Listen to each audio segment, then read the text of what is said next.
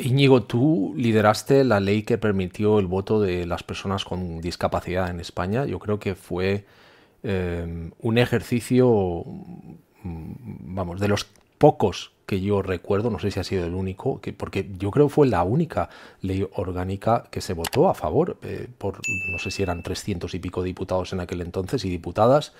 Y yo creo que ha sido de las pocas cosas en las que hubo consenso absoluto, y tú fuiste uno de los que empujó más para que algo, sinceramente, yo cuando lo pienso, ¿no?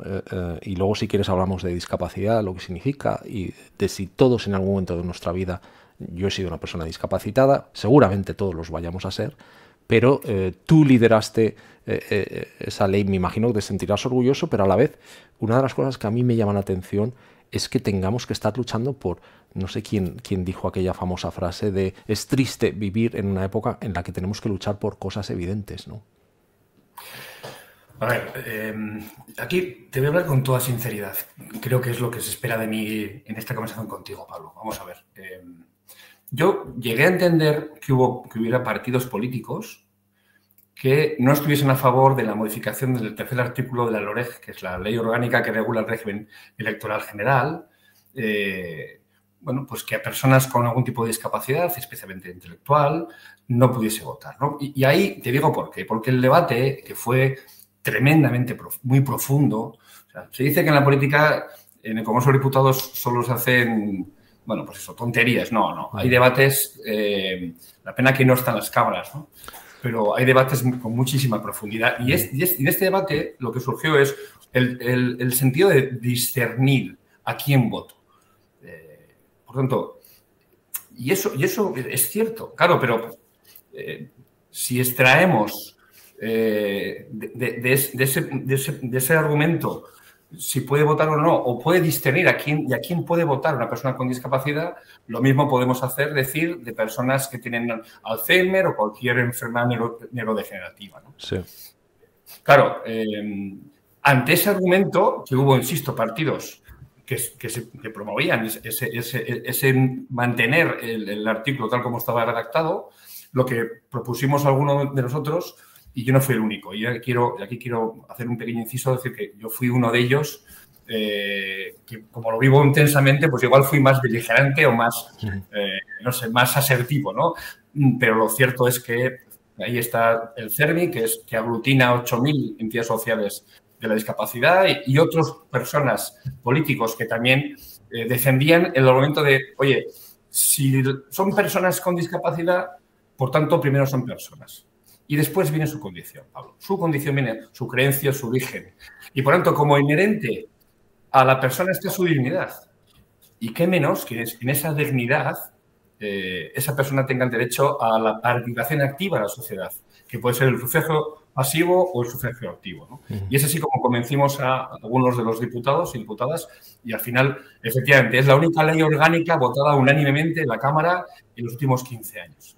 Yo creo que fue en el 2006, Íñigo, corrígeme si me equivoco, que Naciones Unidas cambió un poco todo esto, ¿no? Con esa convención sobre los derechos de las personas con discapacidad. Y yo creo también que es un poco a raíz de ahí, también España tomando un poco el liderazgo, ¿no? Bueno, pues de acoger, ¿no? Es lo que ese cambio de paradigma de 2006 y decir, oye, pues vamos a modificar el artículo 49. Bueno, pues luego hablamos eso.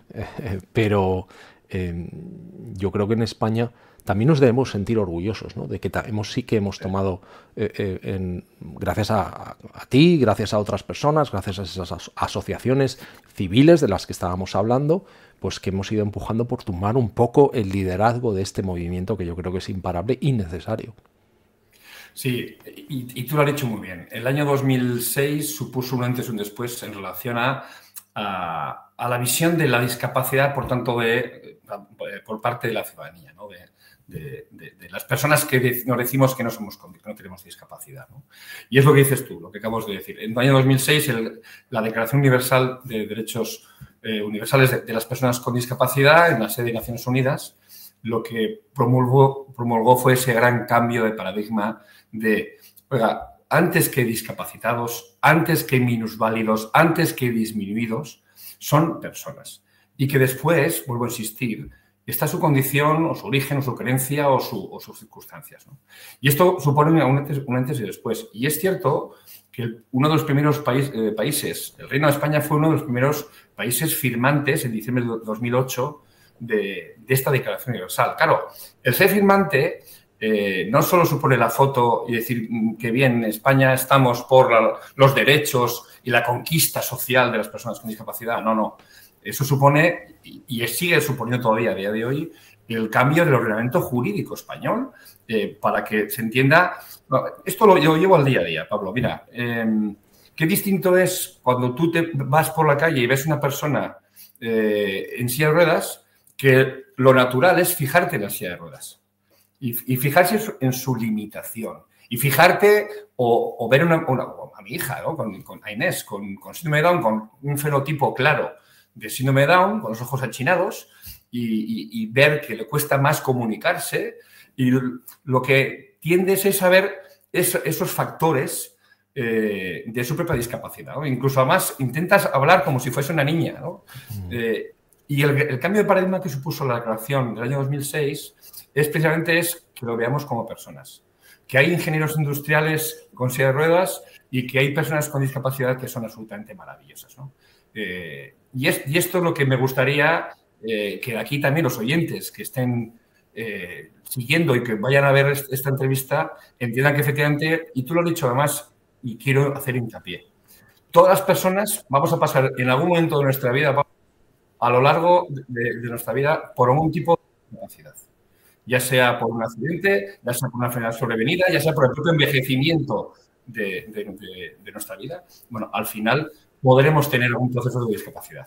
Por lo tanto, ya no es una cuestión de ellos discapacidad y yo no discapacidad, sino es una cuestión de toda la sociedad. Y que queremos, cuando tengamos esas situaciones, queremos que tengamos los apoyos para tener un proyecto de vida como el resto de la sociedad, ¿no? En esencia, lo que discapacita a personas como mi hija es la mirada hacia esas personas con discapacidad. Y eso es muy relevante.